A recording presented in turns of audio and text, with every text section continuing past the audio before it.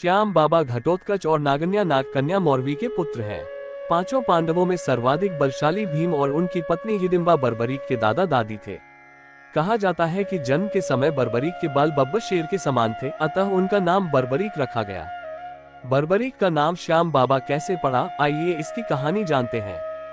बर्बरीक बचपन में एक वीर और तेजस्वी बालक थे।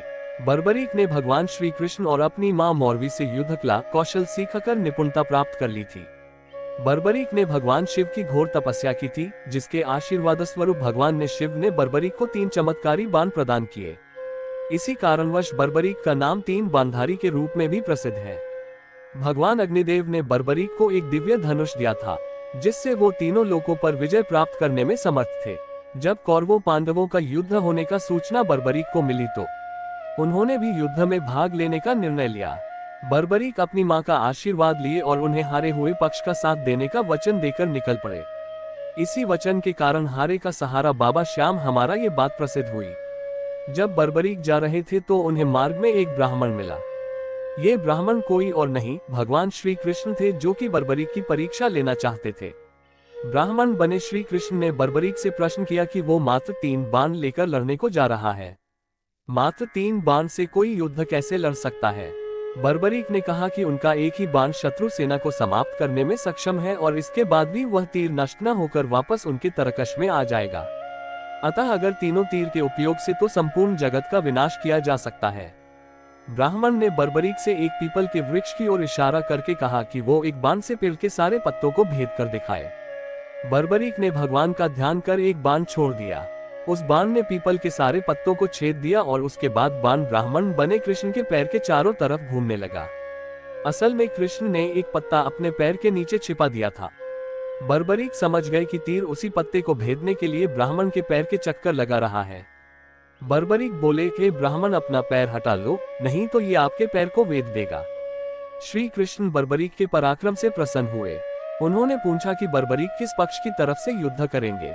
बर्बरीक बोले कि उन्होंने लड़ने के लिए कोई पक्ष निर्धारित किया है, वो तो बस अपने वचन अनुसार हारे हुए पक्ष की ओर से लड़ेंगे। श्री कृष्ण ये सुनकर विचारमग्न हो गए, क्योंकि बर्बरीक के इस वचन के बारे में कौरव जानते थे। कौरवों ने योजना बनाई थी कि युद्ध के पहले दिन वो कम सेना के साथ युद्ध करेंगे। इससे कौरव युद्ध में हराने लगेंगे, जिसके कारण बर्बरीक कौरवों की तरफ से लड़ने आ जाएंगे। अगर बर्बरीक कौरवों की तरफ से लड़ेंगे तो उनके चमत्कारी बाण पांडवों का नाश कर देंगे। कौरवों की योजना विफल करने के लिए ब्राह्मण बने कृष्ण ने बर्बरीक से एक दान देने का वचन मांगा। बर्बरीक ने दान देने का वचन दे दिया। अब ब्राह्मण ने बर्बरीक से कहा कि उसे दान में बर्बरीक का सिर चाहिए। इस अनोखे दान की मांग सुनकर बर्बरीक आश्चर्यचकित हुए और समझ गए कि यह ब्राह्मण कोई सामान्य व्यक्ति नहीं है। बर्बरीक ने प्रार्थना की वो दिए गए वचन अनुसार अपने शीश का दान अवश्य करेंगे, लेकिन पहले ब्राह्मण देव अपने वास्तविक रूप में प्रकट हो। भगवान कृष्ण अपने असली रूप में प्रकट हुए। बर्बरीक बोले कि हे देव, मैं अपना शीश देने के लिए वचनबद्ध हूँ, लेकिन मेरी युद्ध अपनी आंखों से देखने की इच्छा है।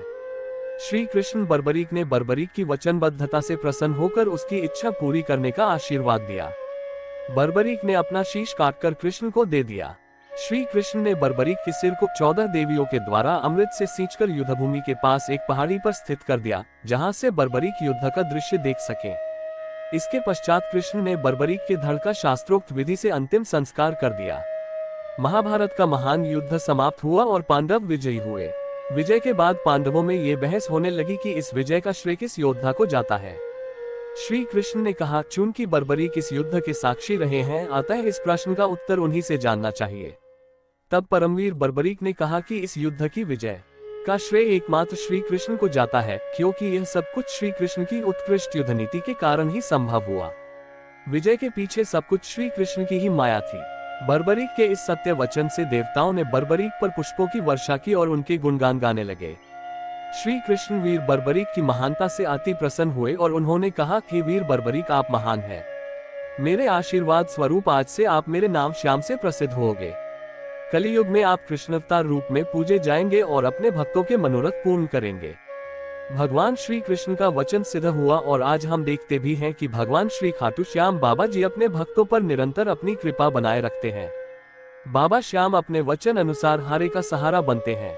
इसलिए जो सारी दुनिया से हारा सताया गया होता है वो भी अगर सच्चे मन से बाबा श्याम के नामों का सच्चे मन से नाम ले और स्मरण करे तो उसका कल्याण अवश्य ही होता है। श्री खाटू श्याम बाबा की महिमा अपरंपार है। सश्रद्धा विनती है कि बाबा श्याम इसी